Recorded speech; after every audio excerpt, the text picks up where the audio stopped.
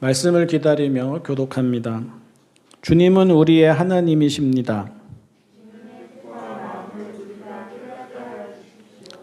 오늘 하나님께서 우리에게 주시는 말씀은 마가복음 1장 32절에서 39절까지의 말씀입니다.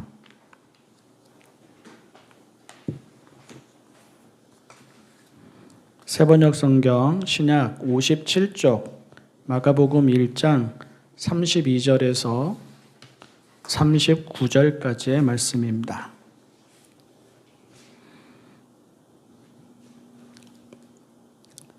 해가 져서 날이 저물 때에 사람들이 모든 병자와 귀신 들린 사람을 예수께로 데리고 왔다. 그리고 온 동네 사람이 문 앞에 모여들었다. 그는 온갖 병에 걸린 사람들을 고쳐주시고 많은 귀신을 내쫓으셨다. 예수께서는 귀신들이 말하는 것을 허락하지 않으셨다. 그들이 예수가 누구인지를 알았기 때문이다. 아주 이른 새벽에 예수께서 일어나서 외딴 곳으로 나가셔서 거기에서 기도하고 계셨다. 그때에 시몬과 그의 일행이 예수를 찾아 나섰다. 그들은 예수를 만나자 모두 선생님을 찾고 있습니다 하고 말하였다. 예수께서 그들에게 말씀하셨다. 가까운 여러 고을로 가자. 거기에서도 내가 말씀을 선포해야 하겠다. 나는 이 일을 하러 왔다. 예수께서 온 갈릴리와 여러 회당을 두루 찾아가셔서 말씀을 전하고 귀신들을 쫓아내셨다. 아멘. 사람들과 같이 있을 줄도 알고 또 사람들과 떨어져서 거리를 두고 홀로 있을 줄도 알아야 합니다. 일의 모든 것을 다 쏟고 전념할 줄도 알고 아예 일을 손에서 놓고 물러날 줄도 알아야 합니다. 사람들과 함께 어울리기에 충만할 줄도 알고 또 사람들과 떨어져서 홀로 있기에 충만할 줄도 알아야 합니다. 일에 전념하는 생기와 활력과 기쁨도 알고 손을 놓고 가만히 있는 데에서 나오는 생기와 활력과 기쁨도 알아야 합니다. 하나님과의 관계에서도 그렇습니다. 사람들 가운데에서 하나님을 만날 줄도 알고 홀로 있으면서 하나님을 만날 줄도 알아야 합니다. 일을 통해서 하나님의 뜻을 찾을 줄도 알고 일과 거리를 두면서 하나님의 뜻을 찾을 줄도 알아야 합니다. 그래야 균형 잡힌 삶을 살아갑니다. 그래야 밝으면서도 고요합니다. 분명하면서도 겸손합니다. 든든하면서도 부드럽습니다. 그래야 사람의 소리나 반응에 우쭐하지도 상처받지도 않습니다. 그래야 지치고 힘들 때에도 짜증을 내거나 섭섭하지 않습니다. 그리고 그래야 이런 상황에서든 저런 상황에서든 중심을 잃지 않습니다. 본문 이전에도 그리고 본문 다음에도 예수님은 분주하십니다. 계속 사람들과 함께 하시고 계속 사람들 틈에서 일하십니다. 가시다가 베드로와 안드레를 부르셨습니다. 가시다가 야고보와 요한을 부르셨습니다.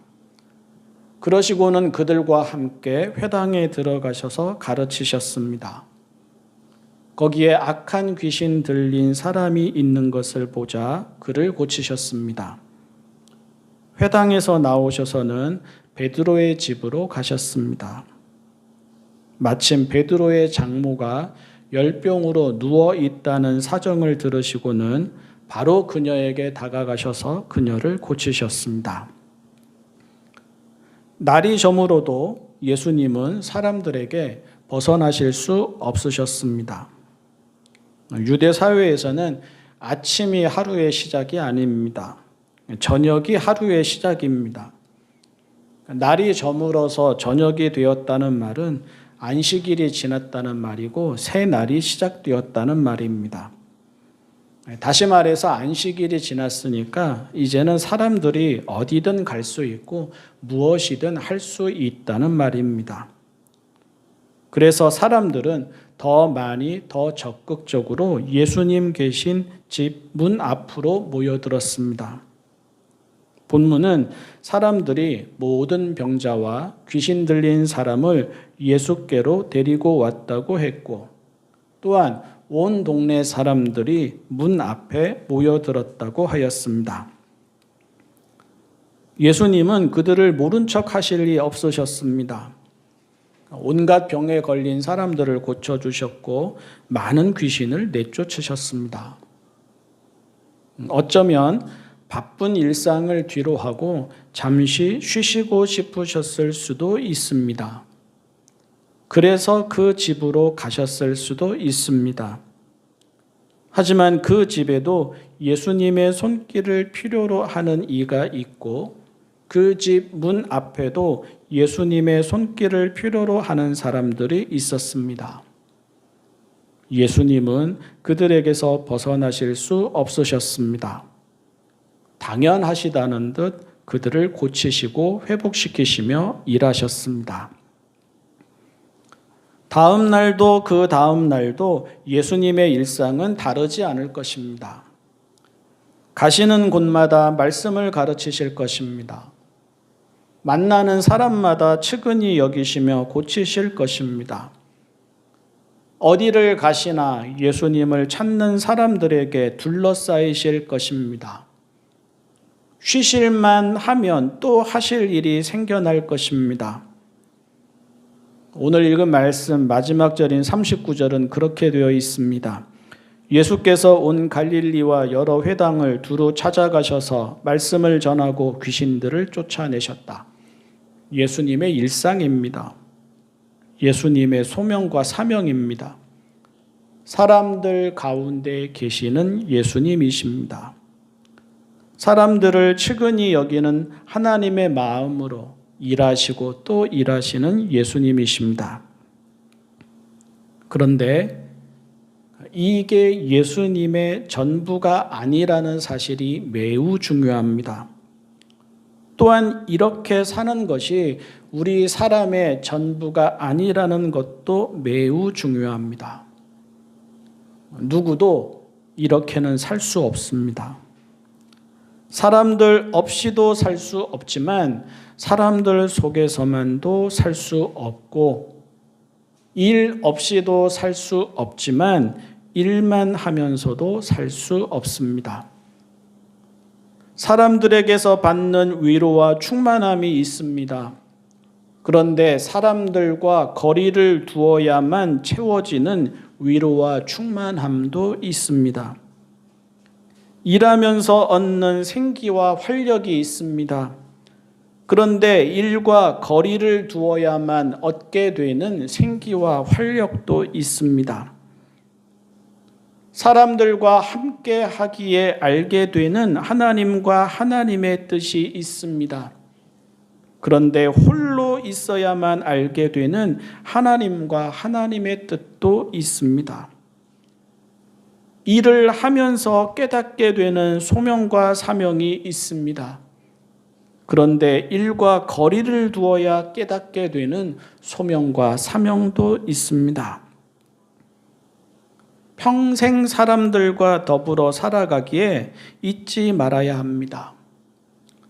크든 작든 직업이든 집안일이든 자기 일이든 평생 무언가를 하며 살아가야 하기에 잊지 말아야 합니다.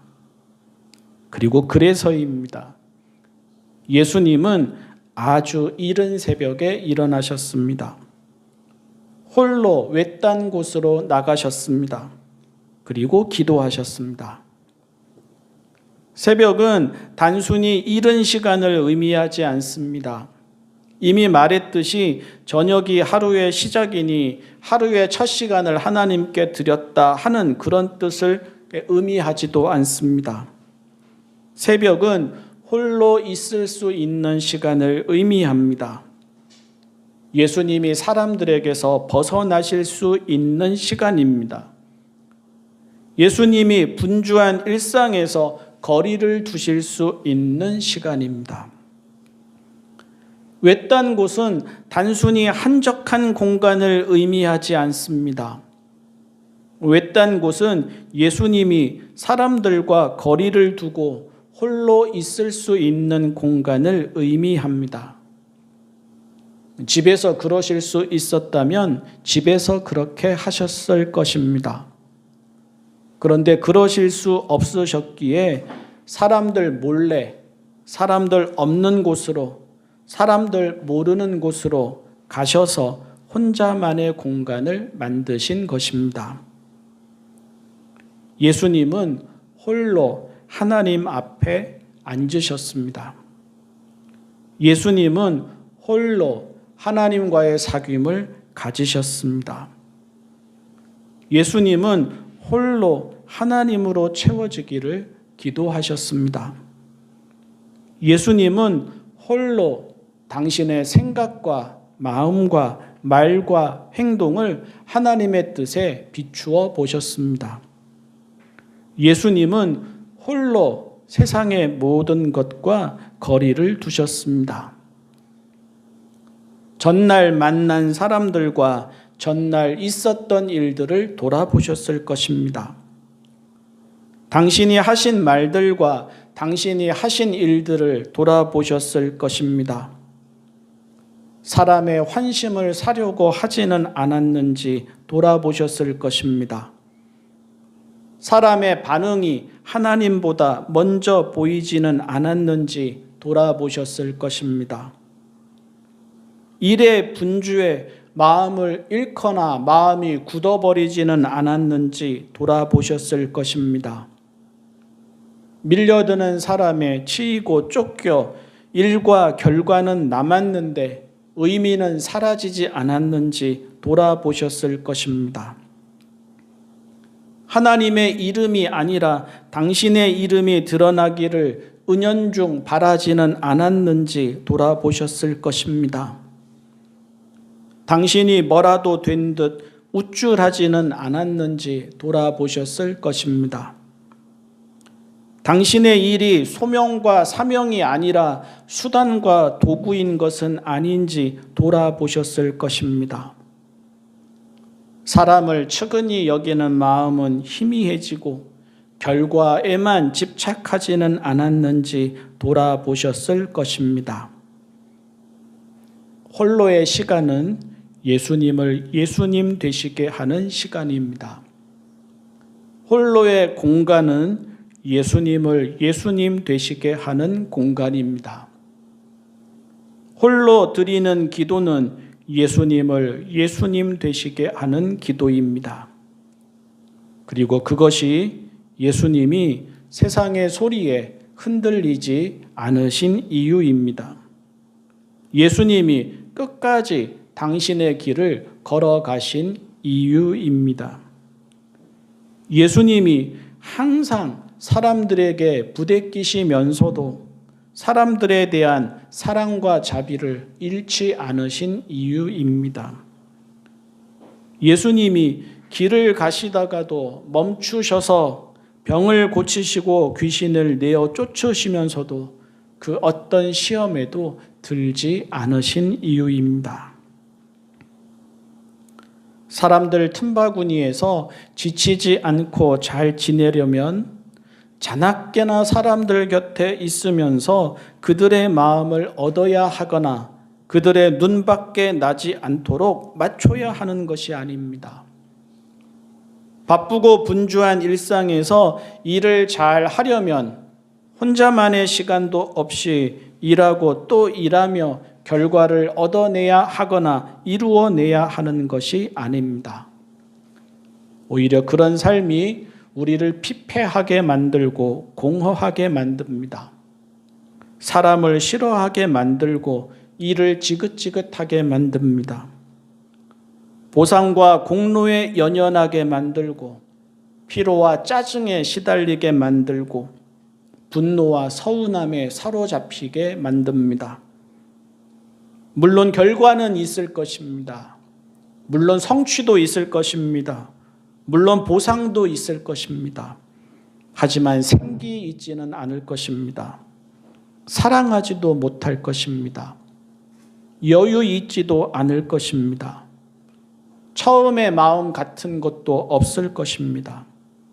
순수함도 없을 것입니다. 얼굴이 밝지도 않을 것입니다. 마음이 깊지도 않을 것입니다. 언제 터지든 언젠가는 터지고야 말 것입니다.